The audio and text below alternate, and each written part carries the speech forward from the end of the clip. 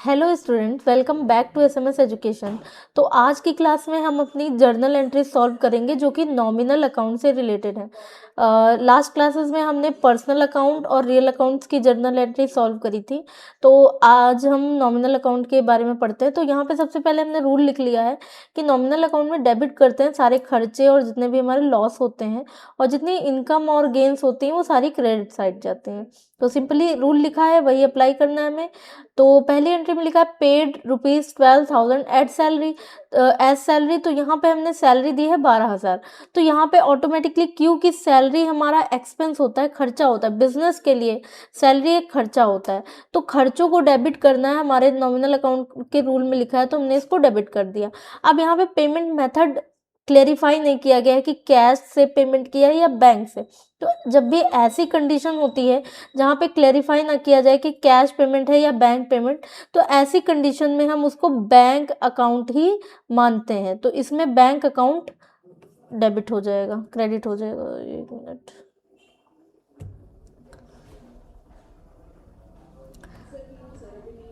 पहली एंट्री में लिखा है पेड 12,000 एज सैलरी। तो यहाँ पे हमने सैलरी दी है 12,000। तो यहाँ पे सैलरी हमारा नॉमिनल अकाउंट है जो कि सैलरी बिजनेस के लिए खर्चा है।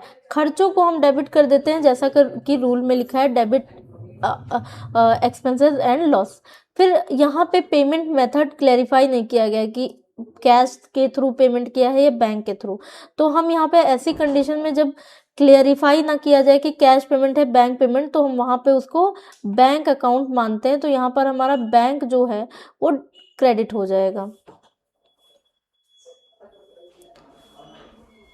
तो हमारा बैंक हो गया क्रेडिट। डेबिट है सैलरी, क्रेडिट है बैंक। फिर नेक्स्ट है रिसीव्ड 5,000 एज कमीशन। तो यहाँ पर भी वही कैश या बैंक बताया नहीं गया है, तो ऑब्वियस सी बात है यहाँ पर हम बैंक मानेंगे कि हमें बैंक के थ्रू, मतलब चेक के थ्रू या यूपीआई के थ्रू हमें कमीशन मिली है। तो कमीशन हमें मिली है इसलिए वो हमारे लिए इनकम गेन्स में आएगी। तो ये हमारा गेन्स जो है वो क्रेडिट हो जाएगा।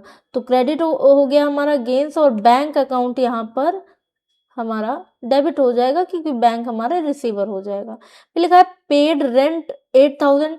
तो रेंट हमने पे किया है, ये हमारे लिए खर्चा है इसलिए ये डेबिट हो जाएगा, और बैंक हमारा क्रेडिट हो जाएगा क्योंकि यहाँ पर भी क्लेरिफाई नहीं किया गया है कि कैश पेमेंट है या बैंक पेमेंट। इंटरेस्ट रिसीव, तो इंटरेस्ट हमारा डेबिट हो जाएगा, सॉरी, इंटरेस्ट हमें मिला है इसलिए ये हमारा क्रेडिट हो जाएगा और बैंक हमारा डेबिट हो जाएगा। फिर लिखा है पेड इलेक्ट्रिसिटी बिल 2,500। तो इलेक्ट्रिसिटी बिल हमने पेमेंट किया है, ये हमारे लिए खर्चा है, ये डेबिट हो जाएगा और बैंक क्रेडिट हो जाएगा। अब यहाँ पर लिखा है paid wages as 15,000 in cash. Wages का मतलब होता है मजदूरी। जैसे हम एम्प्लॉयज़ को सैलरी देते हैं वैसे ही मजदूरों को हम लोग वेजेस देते हैं। तो वेजेस यहाँ पे किया, और यहाँ पे क्लैरिफाई करके बताया गया है कि कैश में पे किया है। तो हमने पे क्या किया है, वेजेस, ये हमारे लिए खर्चा हो गया, खर्चे को डेबिट कर देना है, और कैश हमारे पास से जा रहा है इसलिए credit what goes out personal account का, रियल अकाउंट का रूल लग जाएगा। फिर नेक्स्ट है commission received in cash. Commission हमें यहाँ पे मिली है तो फिर से हमारी कमीशन जो है वो क्रेडिट हो जाएगी क्योंकि ये हमारे लिए इनकम है। कैश में मिला है तो कैश डेबिट हो जाएगा क्योंकि डेबिट व्हाट कम्स इन, ऐसा रूल होता है रियल अकाउंट का। फिर लिखा है paid telephone bill 1,800 through bank. Bank के थ्रू मतलब यहाँ पे बैंक पेमेंट किया गया है, तो telephone expense, telephone bill debit हो जाएगा और बैंक हमारा क्रेडिट हो जाएगा क्योंकि बैंक के थ्रू पेमेंट करी है। Paid internet expenses 1,200 through UPI. तो यूपीआई के टाइम भी हमारा बैंक अकाउंट आएगा और बैंक हमारा क्रेडिट हो जाएगा क्योंकि यहाँ पर बैंक गिवर है, और इंटरनेट एक्सपेंस खर्चे हैं, खर्चों को हम डेबिट कर देंगे। Receive discount 700 on purchase. Purchase पर 700 रुपये का डिस्काउंट मिला है। तो यहाँ पर परचेज हमारे लिए खर्चा होता है, एक्सपेंस होता है, तो परचेज को हम लोग क्या कर देंगे, डेबिट कर देंगे, और डिस्काउंट रिसिप्ट को हम लोग क्रेडिट कर देंगे क्योंकि ये हमारे लिए प्रॉफिट है। Allowed discount on 500 on sales. तो यहाँ पे सेल्स पे 500 रुपये का डिस्काउंट दिया गया है, तो यहाँ पर डिस्काउंट हमने दिया है तो ये हमारे लिए डिस्काउंट हमारा खर्चा है, खर्चे को, सॉरी, लॉस है, तो लॉस को हम डेबिट कर देंगे, तो ये हमारा डेबिट हो जाएगा, और ये सेल हमारे लिए इनकम होती है इसलिए ये क्रेडिट हो जाएगी। पेड ऑडिट फीस को हम हमारी डेबिट हो जाएगी, और चेक के थ्रू इसलिए बैंक हमारा क्रेडिट हो जाएगा। तो ये हमने जर्नल एंट्री सॉल्व कर ली है। अब हम इनको टैली प्राइम सॉफ्टवेयर पे एक एक करके 1 बाय 1 देखेंगे कि कैसे सॉल्व करना है। तो यहाँ पर हम अपने टैली सॉफ्टवेयर पे जाते हैं और हमने वही कंपनी अपनी ओपन करके रखी है जिस पे हमने सारी एंट्रीज करी थी।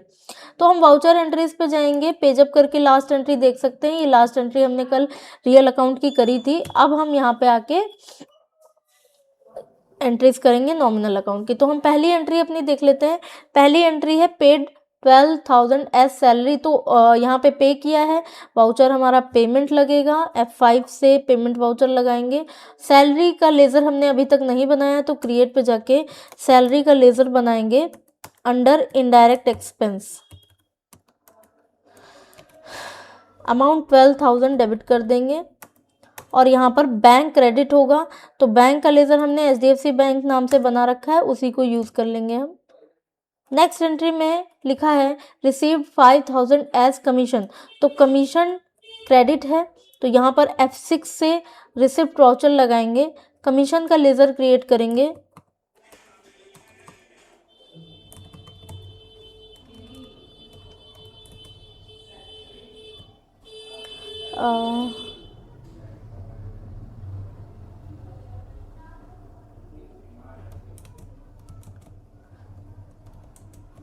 सही, इसको ज़रा थोड़ा सा एडिट करिएगा, ठीक है, ये जो पॉज गया है बीच में। तो कमीशन का लेज़र क्रिएट करेंगे। ये हमारा इनडायरेक्ट इनकम में आएगा क्योंकि ये हमें मिल रही है कमीशन। तो कितनी मिल रही है? 5,000 मिल रही है। तो 5,000 हमारा क्रेडिट हो जाएगा और बैंक के थ्रू मिल रही है, इसलिए HDFC बैंक डेबिट हो जाएगा। एक्सेप्ट कर देंगे। नेक्स्ट है पेड रेंट 8,000। तो हमें यहाँ पे रेंट का लेज़र बनाना पड़ेगा। तो यहाँ क्रिएट पे जाके, और क्रिएट की शॉर्टकट की Alt+C होती है, यहाँ पे हमने रेंट का लेज़र बनाया। इनडायरेक्ट एक्सपेंस के अंडर आएगा क्योंकि हम यहाँ पर पे कर रहे हैं, और वाउचर यहाँ पे पेमेंट लगेगा तो हमने पेमेंट वाउचर लगा दिया। अमाउंट 8,000 है और बैंक के थ्रू है तो HDFC बैंक। नेक्स्ट है रिसीव्ड इंटरेस्ट।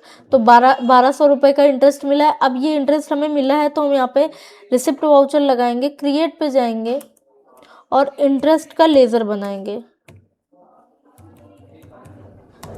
अब यहाँ पर हम रिसीव्ड क्लेरिफाई करेंगे क्योंकि इंटरेस्ट 2 टाइप का होता है, एक रिसीव्ड और एक अलाउड। तो यहाँ पर हो सकता है हम बाद में इंटरेस्ट पे भी कर रहे हों, तो ये हमें क्लेरिफाई करना पड़ेगा कि ये कौन सा इंटरेस्ट है। ये अंडर इनडायरेक्ट इनकम में आएगा। अमाउंट जो है हमारी 1200 रुपये है, तो हमने 1200 रुपये अमाउंट डाली और डेबिट में HDFC बैंक करके एक्सेप्ट कर देंगे। नेक्स्ट है पेड इलेक्ट्रिसिटी बिल 2,500। तो इलेक्ट्रिसिटी बिल का लेज़र बनाना पड़ेगा और पेमेंट वाउचर सबसे पहले लगाएंगे। तो Alt+C करके हमने बनाया।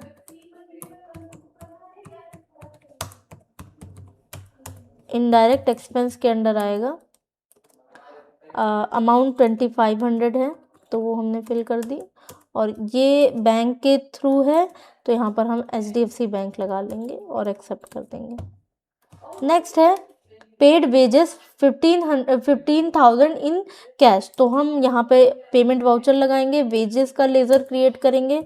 यहाँ पे हमने डाला वेजेस, और वेजेस डायरेक्ट एक्सपेंस होता है क्योंकि मैंने जब ग्रुप्स बताए थे तो बताया था कि जितने भी फैक्ट्री के एक्सपेंसेस होते हैं वो डायरेक्ट एक्सपेंस होते हैं। तो ये हमने डायरेक्ट एक्सपेंस में डाला और अमाउंट है 15,000। अब ये कैश में पे किया इसलिए हम यहाँ पे कैश अकाउंट को क्रेडिट करेंगे और एक्सेप्ट कर देंगे। नेक्स्ट एंट्री है कमीशन रिसीव्ड इन कैश। तो कमीशन रिसीव करने के लिए F6 वाउचर रिसिप्ट लगाया, और कमीशन का लेज़र अभी हमने बनाया हुआ था तो हम उसी को सेलेक्ट कर लेंगे। और अमाउंट कितनी है? 4,500। और यहाँ पर हमने कैश में रिसीव किया है इसलिए कैश लेज़र को सेलेक्ट करके accept. Then paid telephone bill through bank. तो यहाँ पर टेलीफोन बिल 1,800 रुपये का है, तो टेलीफोन एक्सपेंस नाम से हम पेमेंट वाउचर लगा के एक लेज़र क्रिएट करते हैं टेलीफोन एक्सपेंस का, और ये इनडायरेक्ट एक्सपेंस के अंडर आएगा। अमाउंट है 1800। अब ये यूपीआई के थ्रू पेमेंट किया है, इसलिए यहाँ पर बैंक अकाउंट ही इफेक्ट होगा। Then paid internet expense 1200 through UPI. अच्छा ये अच्छा वो भी तो बैंक ही है, ठीक है कोई बात नहीं। Paid internet expense 1200 through UPI, तो हम यहाँ पे इंटरनेट एक्सपेंस का लेज़र बनाएंगे पेमेंट वाउचर पे ही। इंटरनेट एक्सपेंस ये भी इनडायरेक्ट एक्सपेंस के अंडर ही आएगा। 1200 इसका अमाउंट डाला और ये यूपीआई के थ्रू है, इसलिए एचडीएफसी बैंक हम डाल के एक्सेप्ट कर देंगे। तो नेक्स्ट एंट्री में है रिसीव डिस्काउंट 700 ऑन परचेज। तो यहाँ पे परचेज पे डिस्काउंट मिला है, तो ये एंट्री हमारी क्रेडिट पे है, इसलिए हम यहाँ पर जर्नल वाउचर में ये एंट्री करेंगे। तो डेबिट, क्योंकि डिस्काउंट हमें परचेज पे मिला है, हमने खर्चा परचेज किया है, तो परचेज अकाउंट डेबिट होगा हमारा 700 से, और हमने लेज़र बना रखा है डिस्काउंट रिसीव्ड का, तो वो अपने आप क्रेडिट हो जाएगा। इसको हम कंट्रोल से एक्सेप्ट कर लेंगे। नेक्स्ट एंट्री है अलाउड डिस्काउंट 500 ऑन सेल। तो जस्ट अपोजिट है, वाउचर सेम रहेगा, सेल जर्नल वाउचर, और यहाँ पर हमारा सेल्स क्रेडिट हो जाएगा और डिस्काउंट अलाउड डेबिट हो जाएगा, क्योंकि ये हमारे लिए लॉस है। तो डिस्काउंट अलाउड का लेज़र हम लगाएंगे और अमाउंट हमारी है 500, तो हमने यहाँ पे 500 दिया और सेल्स अकाउंट क्रेडिट हो जाएगा। इसको भी हम कंट्रोल से एक्सेप्ट कर लेंगे। लास्ट एंट्री है paid audit fees 10,000 by cheque. तो हम यहाँ पे पेमेंट वाउचर लगाएंगे, ऑडिट फीस को डेबिट करेंगे और यहाँ पर हमारी अमाउंट है 10,000, तो हम 10,000 अमाउंट डाल के क्रेडिट कर लेंगे एचडीएफसी बैंक को, क्योंकि बैंक के थ्रू हमने ये पेमेंट किया है। तो ये हमारी एंट्री हो गई। तो आज की क्लास के लिए इतना ही। जर्नल एंट्रीज में आज हमने नॉमिनल अकाउंट्स पढ़े हैं। नेक्स्ट क्लास में मिलते हैं। Thank you.